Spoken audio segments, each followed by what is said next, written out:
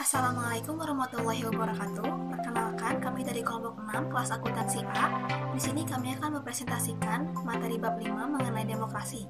Yang akan dipresentasikan oleh saya sendiri, Nurabiza, NPM 203403076, dan rekan-rekan saya yaitu Perkenalkan, nama saya Uli Sulistia, NPM 203403047.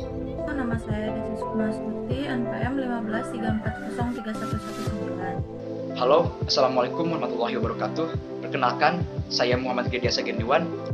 Nama saya Dani Hamdani, NPM 203403074. Apa itu demokrasi? Sebelum kita membahas lebih jauh, tentunya kita harus mengetahui terlebih dahulu pengertian dari demokrasi itu sendiri. Secara etimologis, demokrasi berasal dari bahasa Yunani, yaitu dari kata demos, yang artinya rakyat atau penduduk, dan kratos, yang diartikan sebagai kekuasaan dan kedaulatan.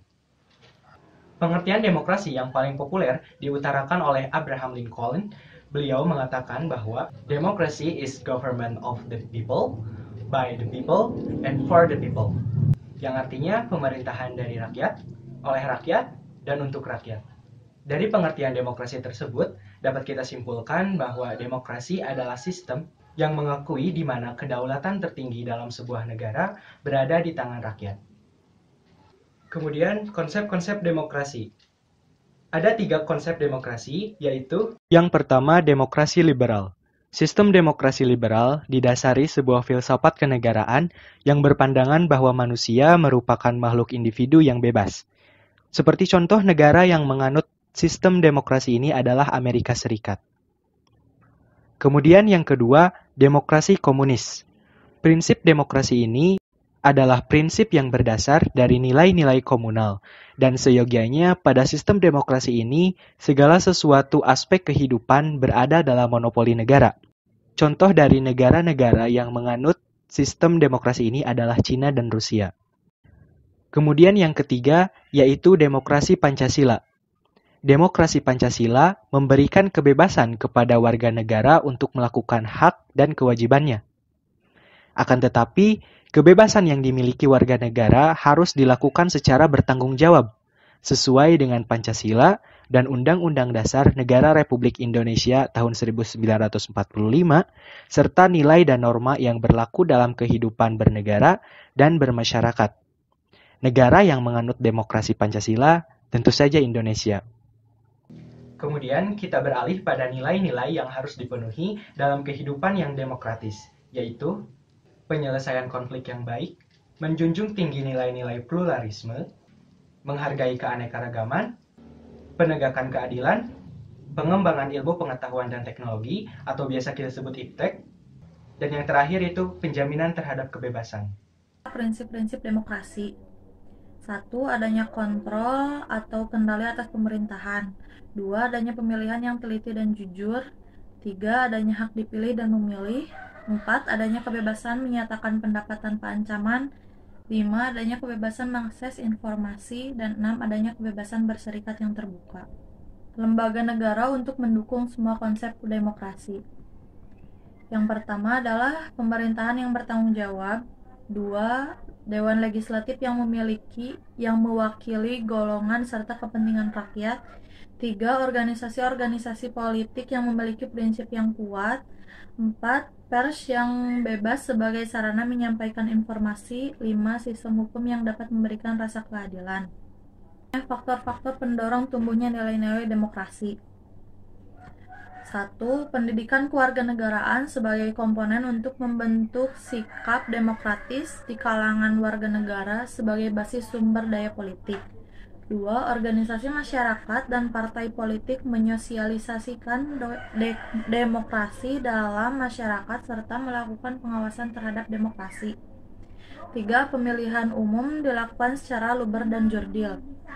4. Perwakilan politik atau DPR, MPR secara tidak langsung merupakan ujung tombak yang dilakukan oleh rakyat guna mengaspirasikan pendapat mereka.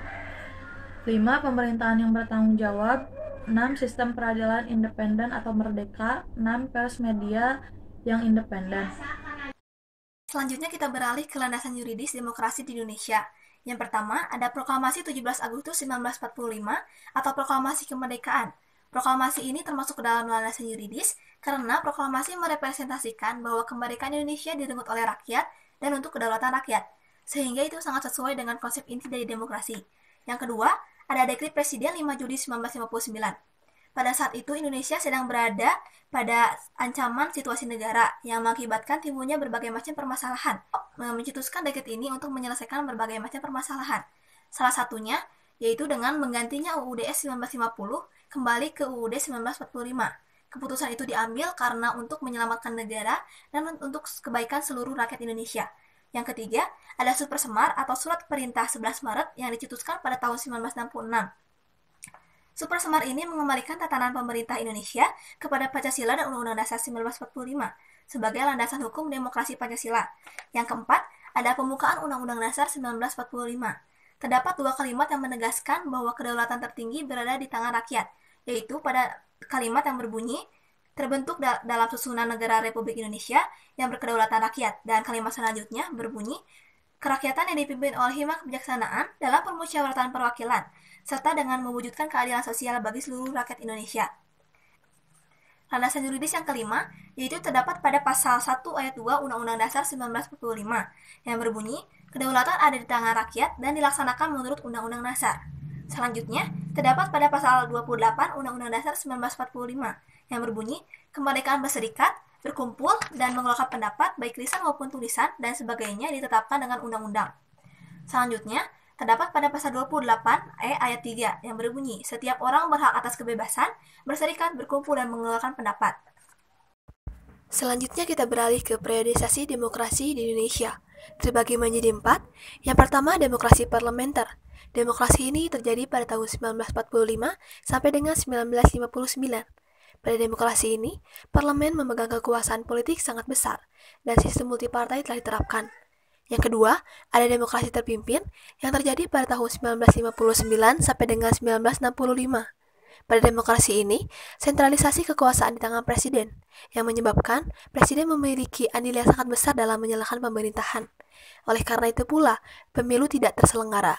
Yang ketiga, ada demokrasi Pancasila yang terjadi pada tahun 1965 sampai dengan 1998. Pada demokrasi ini, kekuasaan presiden sebagai kepala negara dan kepala pemerintahan sangatlah tinggi. Namun, terjadi ketidakdemokratisan yang ditandai dengan dominannya peranan militer, birokratisasi dan sentralisasi pengambilan keputusan, pengembalian peran dan fungsi partai politik, campur tangan pemerintah dalam berbagai urusan partai politik dan publik, serta politik masa mengambang. Yang selanjutnya, ada demokrasi transisi atau reformasi yang terjadi pada tahun 1998 sampai dengan sekarang. Pada periode ini, sistem pemerintahan presidensial, sistem multipartai masih tetap diterapkan, serta kebebasan pers menjadi lebih baik lagi. Di sini saya akan menyampaikan apa itu demokrasi Pancasila, lalu bagaimana konsep dan nilai-nilai dari demokrasi Pancasila itu sendiri, dan apa saja bentuk implementasinya. Demokrasi Pancasila merupakan demokrasi yang hanya dianut oleh negara Indonesia. Demokrasi Pancasila juga dapat dikatakan sebagai sebuah sistem yang didasari asas kebersamaan dalam perbedaan. Nilai-nilai yang terkandung dalam demokrasi Pancasila berasal dari kehidupan sosial budaya masyarakat Indonesia. Lalu bagaimana dengan konsepnya? Menurut Holisin, demokrasi ini muncul karena dorongan dari kemajemukan bangsa Indonesia.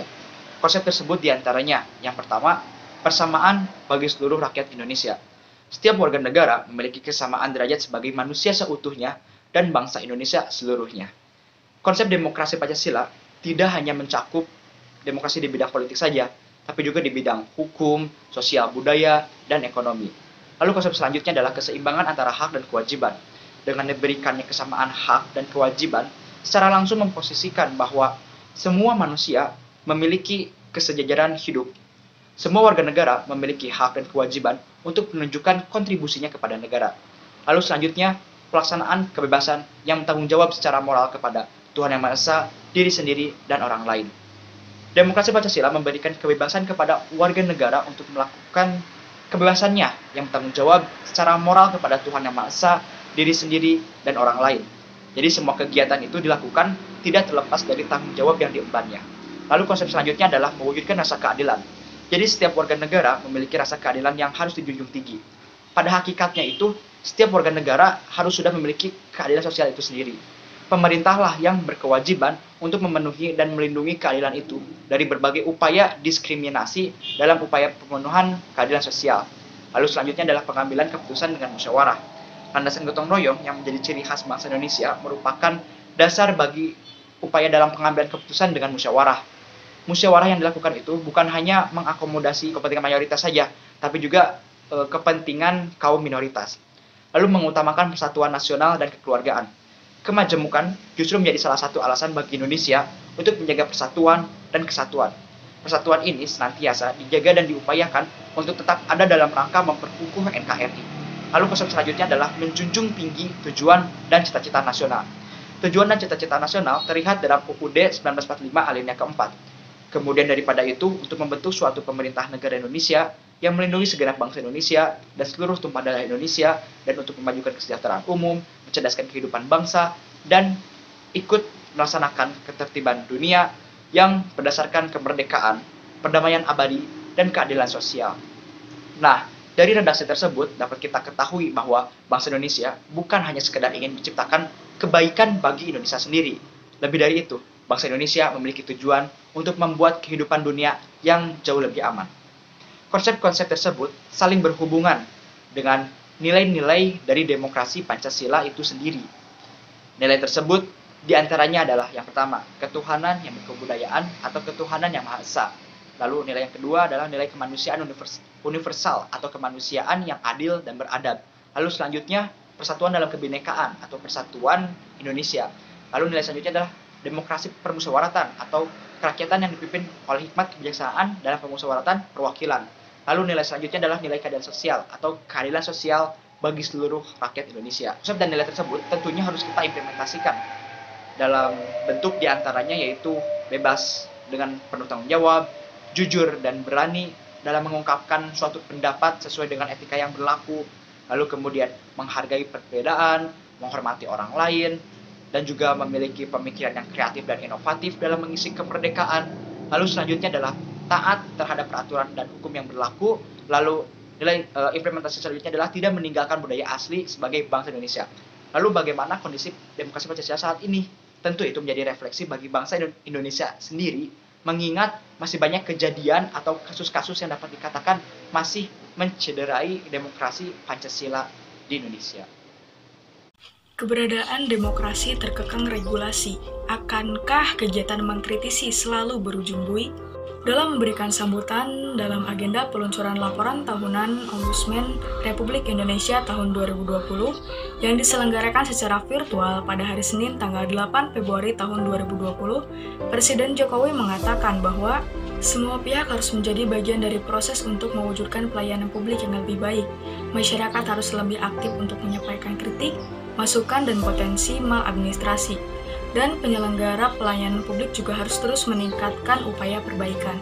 Tetapi, rupanya pernyataan tersebut diragukan oleh beberapa pihak, karena banyak regulasi yang dinilai membatasi ruang gerak masyarakat untuk berekspresi dan mengemukakan pendapat. Peneliti Komisi untuk Orang Hilang dan Korban Kekerasan, Rifanli, mengatakan para pengkritik terancam berujung pada kasus hukum dengan dalih melanggar Undang-Undang Nomor 19 Tahun 2016 tentang Informasi dan Transaksi Elektronik, atau seringkali kita sebut sebagai Undang-Undang IT.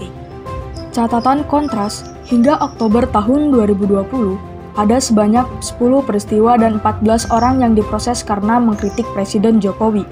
Lalu, 14 peristiwa, 25 orang diproses dengan objek kritik Polri, dan 4 peristiwa dengan 4 orang diproses karena mengkritik Pemda. Mereka diproses dengan penggunaan surat telegram Polri maupun Undang-Undang IT. Menurut peneliti ICW, Kurnia Ramadana, saat masyarakat mengkritik di media sosial, akan ada buzzer pro pemerintah yang siap menyerang.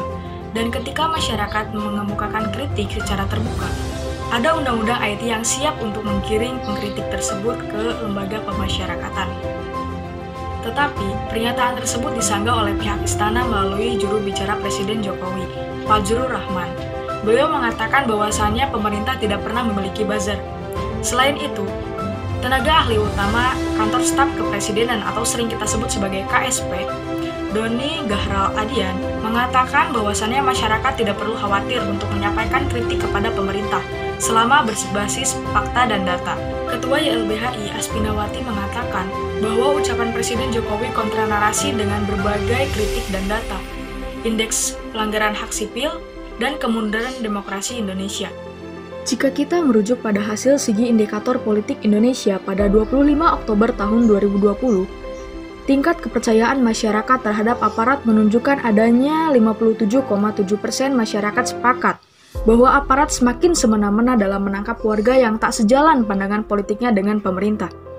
Adapun yang tak sepakat dengan hal ini mencapai 36,5% dan yang tak menjawab 5,8%. Survei tersebut dilakukan pada 24 sampai 30 September 2020 terhadap 1.200 responden dengan menggunakan panggilan telepon karena pandemi COVID-19.